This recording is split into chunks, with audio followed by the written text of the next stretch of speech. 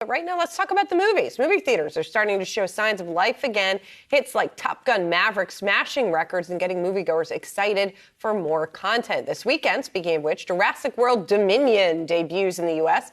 after already hitting $56 million in its early overseas release. Here to discuss everything box office is Paul Dergarabedian. He is Comscore Sr media analyst. Paul, it's great to see you. It's been a minute, which I guess tells us something about what's been going on in the movie business, right? Definitely. Yeah. So what's bringing people back here? Is it the content? Is it the comfort with being in a crowded theater? What's going on?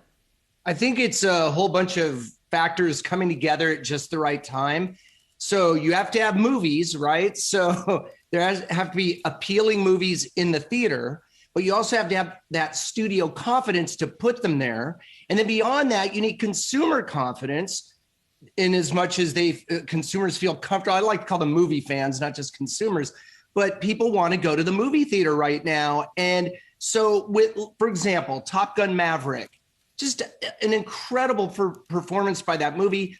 The opening weekend, that was the biggest Memorial weekend ever for that film. And then this past weekend, the film only dropped 29%, which is unheard of.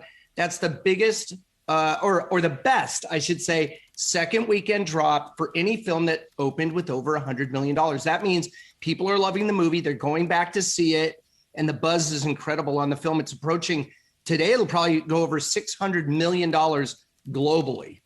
So, Paul, for part of the movie experience, and if we're talking about the experience economy, perhaps the movie-going experience is on that more approachable side for many consumers, but they're still going to see higher prices when it comes to concessions, when it comes to rounding out that full experience. I mean, if you're like me, you just sneak in your Chipotle burrito into the theater and you're okay. Oh, there you go. I'm not doing that. But here's the thing. Inflation is definitely affecting everyone. Look at gas prices and everything else.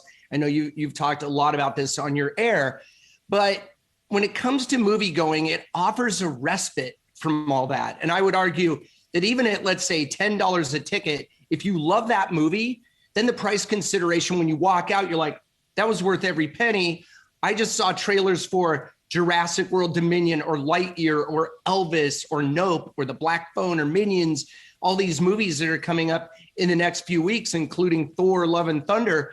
And you're going to say, I'm going to go back. And also, Top Gun Maverick brought in a lot of the more mature moviegoers, according to our Comscore data. So that's a good thing. We thought we wouldn't get those more mature viewers back because they might have been more reticent, I should say, to go back to theaters due to health concerns. But that seems to be waning when you look at these numbers. Paul, I bought tickets to see Top Gun later this week, $20 a ticket. Just staying on the pricing aspect, how much further could ticket pricing going before consumers just say, hey, you know what, keep Jurassic Park, I'm not going? That's a great question because there's always in somebody's mind a price point where they're like, that's it, that's a bridge too far. I'm not going to pay that amount of money. But when you go to a movie like Top Gun Maverick for $20 a ticket, that does sound like a lot. When you add on food and all the other, alcohol sometimes, it can get rather expensive, but compared to other outside of the home activities, it's actually a bargain. And by the way, if you can go fly in a jet with Tom Cruise for $20, that seems like a pretty good deal to me. But in all seriousness, it is a consideration. Price always is, but people generally go to a movie not based on price, but based on emotion. They see the trailer, they see Tom Cruise with James Corden flying around in a jet, and they're like, I got to be a part of this. Otherwise, I'm going to miss out on the big social conversation. Maybe I got to get my tickets. I haven't gone to see the movie yet, Paul. We were talking about also concessions and things you are buying additionally at the theater. And apparently, I put it on the list of all the shortages that we've seen. There's a popcorn shortage, too. So, I wonder, is that going to ding the movie experience if popcorn is already the markup on popcorn is insane I know. Well, already. say it isn't so that popcorn is in short supply because it is a big part of that movie-going experience. And I think it was Fandango just did a survey talking about that people say popcorn tastes better in a theater and it makes the movie better, really. So it's about that whole experience.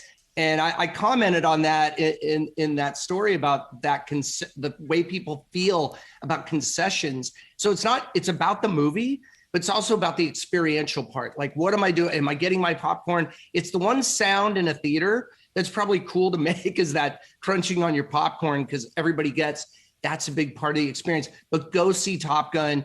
It's so good. I mean, the reason it's holding up so well around the world, by the way, it's almost a 50-50 split. It's going to be about 300 million domestically, US and Canada, another 300 million so far internationally. So that's 600 million plus, and it's still going.